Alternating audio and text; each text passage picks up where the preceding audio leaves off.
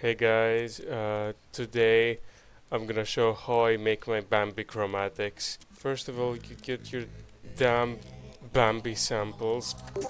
Fucking idiot. This doesn't just have to be Bambi, you can use this on most chromatics. You get any sample you like. Okay, now that you have your samples, let's export them.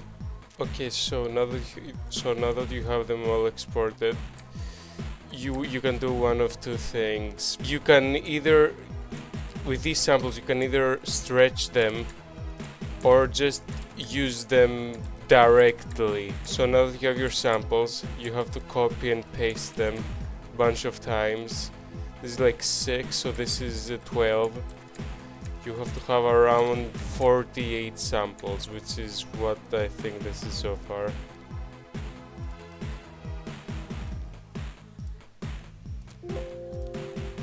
So once you've done this, export it, put it here, the exported version, so it's all one big clip, and click this little icon, pitch correct sample.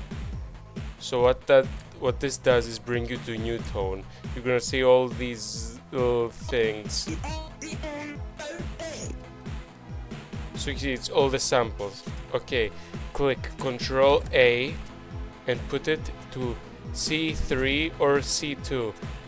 Which one sounds better? For this purpose I'm gonna do C3.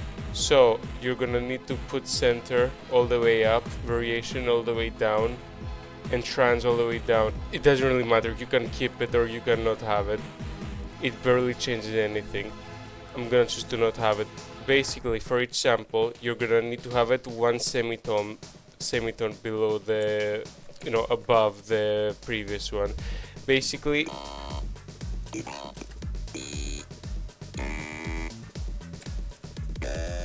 make a little staircase.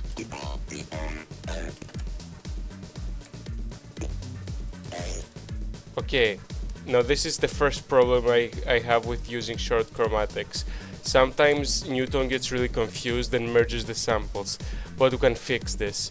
Press C or press this little icon here to bring the slicer. Now, if it doesn't exactly line up so you can cleanly separate them, press Alt. It makes so you can do between. Okay, now that you're done cutting and separating them, you can disable cut mode. You can continue. I'm gonna do the staircase thing for the entire thing.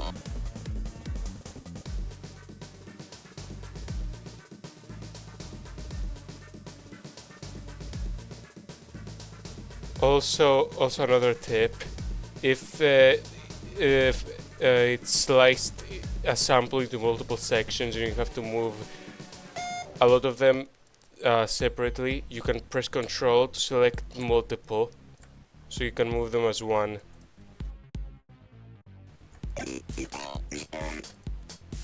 Alright, now that we've now, depending on if you have trial or if you have the full FL Studio, this is going to change. If you have trial, open the mixer and go to master, preferably below new tone. Actually, not preferably, this is required to be below. Add an instance of Edison and click record. Basically what you need to do is play the full chromatic.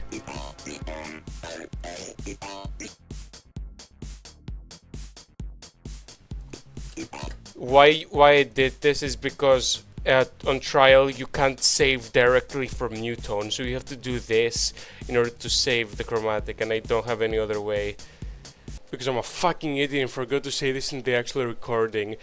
In order to save from Edison, you need to click the little save icon and click save sample as. If you want to stretch your samples, there are two main ways of doing it. The way that most people do it, or the way that I learned to do it, which is probably the most tedious thing you've ever heard. I'm gonna try the usual way first. You add another instance of Edison. You put your firstly rendered Bambi samples, like that just has them once. You remove the loop, it does nothing. You go on each sample, you press Ctrl and select which part you need to stretch. You go to the wrench icon with tools and you look for time stretch or pitch stretch. And it's gonna look like this. You need to go to time mall and set it as high as you can. I usually pick this. What this does is it makes it last longer. This type of stretching, if done right, sounds a lot more natural than what I usually do. But yeah,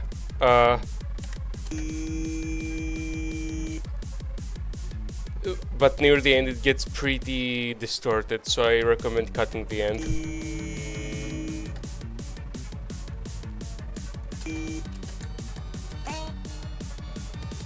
Yeah, so basically do that for every single sample until it's long enough to your liking. Okay, now on samples that are more dynamic, that have more than just one sound, like not just E or A, this is D, it has like a little D at the end. You shouldn't stretch the D, you should leave it as this. You should only stretch the E, so basically we only select the part that sounds as E.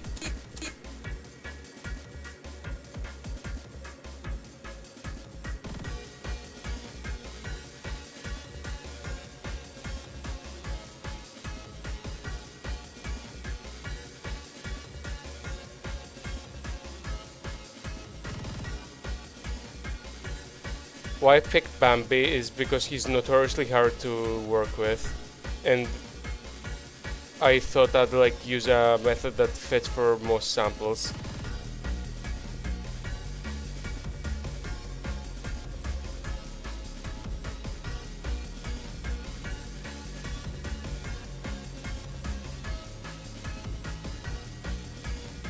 Okay, now you have your samples stretched. What do? You copy and you paste. These are like 12 so far. You need to have 48, which is pretty much what we have here. You could save this, but there's a quicker option. You go to New Tone, ignore what's in here, you don't need it so far. You go to Edison, you click this icon, and you drag it here. So this skips a step, which is to save the samples, but it has the coincidence of not having the original samples. Anyways, if you don't need them, then it doesn't matter. It saves space.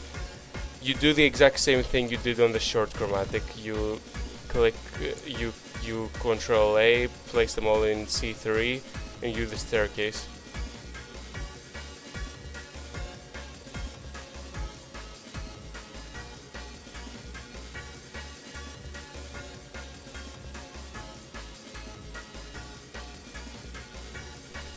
Okay, now I'm not going to record this. Oh yeah, the other method is to just click the first icon that appears here, which is save sample as, and you just save it.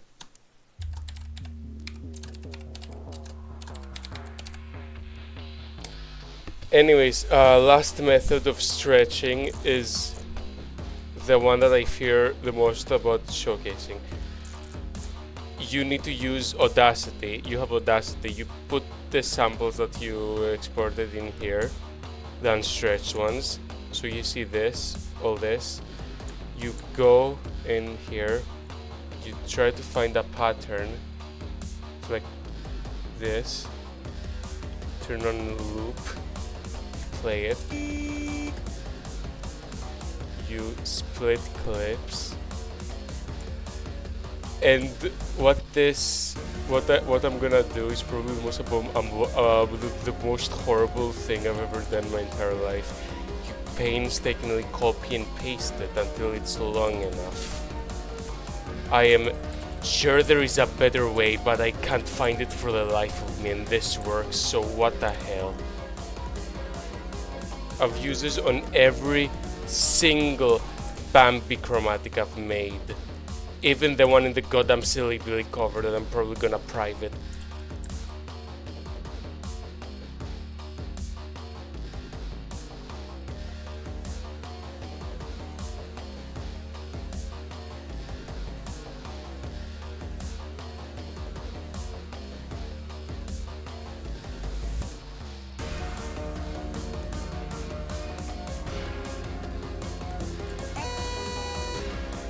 This is a failed fucking thing.